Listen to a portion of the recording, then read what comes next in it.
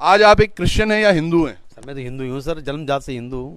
पर बीच में ऐसा क्या हुआ कि आप क्रिश्चियन बन मेरा गए? कारण मैंने आपको बताया नहीं, ये बच्चे के लिए उन्होंने ये प्रलोभन दिया घरवाली को कि लीजिए तुम ये ऐसा करो, ये सब कुछ ठीक हो जाए। आज बच्चा मेरा 27 साल का हो गया और बच्चा जो का त्यों है। मैं रिपोर्ट में आपको बता दिया डॉक्टर। दरअसल ये देखिएगा, ये बच्चा जो इस बात कर रहे हैं 27 साल का ये बच्चा अब है। ये जब थोड़ा सा बचपन से ही इस तरह से पैदा हुआ, दिव्यांग है ये और भगवान का एक अंश है।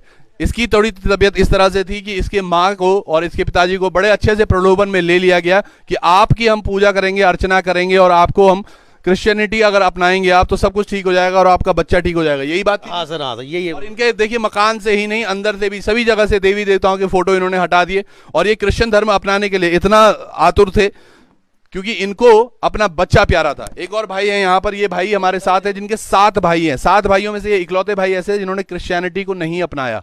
इनके 6 भाइयों ने क्रिश्चियनिटी अपना चुके थे और एक की जब डेथ हुई है कुछ 4-5 तारीख को इसी महीने, उसके बाद ये सारा पर्दा खुला और इसी वजह से शायद हमारे पास ये खबर भी आई है। क्या नाम है मेरे भाई आपका? मेरा नाम अमित है। अमित, विस्तार से बताएंगे, आपके परिवार में सभी लोग आज क्रिश्चियन है? हाँ, मेरे परिवार में सभी क्रिश्चियन है और मतलब अभी काफ़ी साल से हैं वो, कम से कम 7-8 साल से क्रिश्चियन है वो।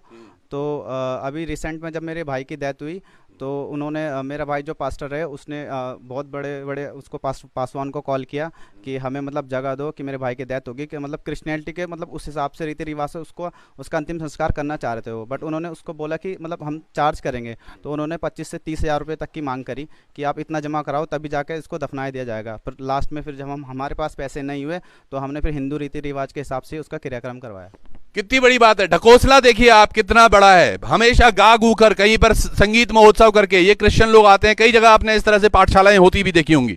ये पाठशालाएं होती हैं, बढ़िया से गीत लगाते हैं, ये God will save you, God will save you, something like that, और उसके बाद कन्वर्ट कर देते हैं ऐसे लोगों को जिनके पास कुछ जरूरतें होती है, किसी को पैसा देकर, किसी को कोई प्रलोभन देकर। और उसके बाद जब आज ये सच्चाई है दोस्तों, जो लोग देख भी रहे हैं और जो शायद आज क्रिश्चियनिटी अपना चुके हैं, ये उनके लिए भी एक कान खोलने वाली बात है कि जब आप मर जाओगे ना, उसके बाद ये आपसे 25-30 हज़ार रुपए आपके परिवार से मांगेगी कि आपको कब्रिस्तान में जगह देनी है। क्या जरूरत पड़ गई हमें पहले तो। और सबसे बड़ी बात है वो क्या बोला आपने? पास्टर कौन होता है? पास्टर वो होते हैं, वो सेवकाई होते हैं, वो लोग ही ब्रेन वॉश करवाते हैं। तो आपका खुद का भाई भी अब एक पास्टर है? हाँ, मेरा खुद का भाई। इसका एक स्टेज होता है पास्टर का। कुछ तो बाइबल कॉलेज का 3 साल का कोर्स करके यहाँ पे उनको फील्ड मिलता है, तो वो फिर उसके बाद अपने फील्ड में सेवकाई करते हैं। और कुछ मतलब जो पादरी वगैरह होता है उनके पीछे मतलब बैकवर्ड सपोर्ट रहता है। तो जब कभी भी अगर कुछ भी इशू वगैरह होता है, लड़ाई दंगे वगैरह, तो अपने पीछे पास्टर से मतलब हेल्प वगैरह मांगते हैं। कितनी बड़ी बात है। सोचिएगा, एक मकान से देवी देवताओं को सबको हटा दिया, उनको इतना ज्यादा अंधा कर दिया। और यही आजकल उत्तराखंड में ही नहीं पूरे देश भर में चल रहा है। हम उत्तराखंड में नहीं, देश भर में यही चल रहा है कि किसी तरह से किसी का ब्रेन वॉश कर दें, सब चीजों को, विकास के मुद्दों को लाकर धर्म पे डाल दो। और धर्म की अगर बात करें तो इस तरह से चीजें हो रही हैं। पिछले 18 साल से ये परिवार ईसाइयों की तरह रह रहा है। होली दिवाली न दीप जलते हैं इस घर पे, न कुछ होता है। जलता है तो क्रिसमस का वो दिया या फिर वो ट्री जिस पर शायद केक काटते होंगे ये लोग। आप भी यहीं पर रहते हैं? आप भी क्रिश्चियन हैं? हम तो जहाँ थे वहीं है, कहाँ थे आप? यहीं थे, हिंदू धर्म में है, हिंदू धर्म में रहेंगे। तो आप क्यों नहीं परिवर्तित हुए? सर हमारा तो दिमाग स्वास्थ्य अपनी जगह है। तो मतलब जो लोग कर रहे हैं वो स्वास्थ्य नहीं है अपने दिमाग से? मैं तो यही मानना चाहूँगा वो मानसिक संतुलन से परेशान रहे होंगे, या तो उन्हें किसी प्रॉब्लम में आए होंगे, या उन्हें ढकोसला या किसी चीज़ का लाभ दिया होगा। मुझे बेवकूफ बना दिया, देखो मुझे बेवकूफ बना दिया। आप बाहर आओ जरा। आपसे ही शुरुआत हुई है ये, जल्दी आइए। क्या था? आइए जरा मैडम, बाहर आइए प्लीज।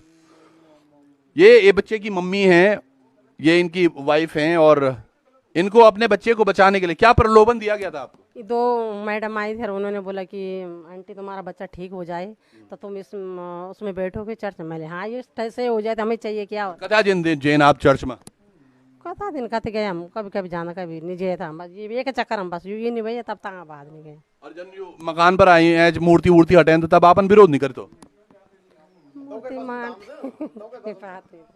आप तो क्या बस में था? हाथों के बस में ले नहीं, ये करना पड़ेगा अंकल आपको, तब जाके होगा।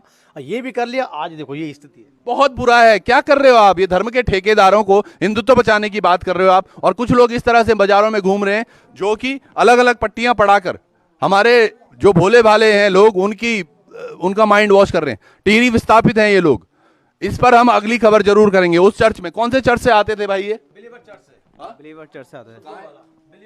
बिलीवर चर्च दो वाला वहां भी जाएंगे हम। अब मिलना चाहेंगे उस पास्टर पोस्टर जो भी है फास्टर, उससे जरूर मिलेंगे।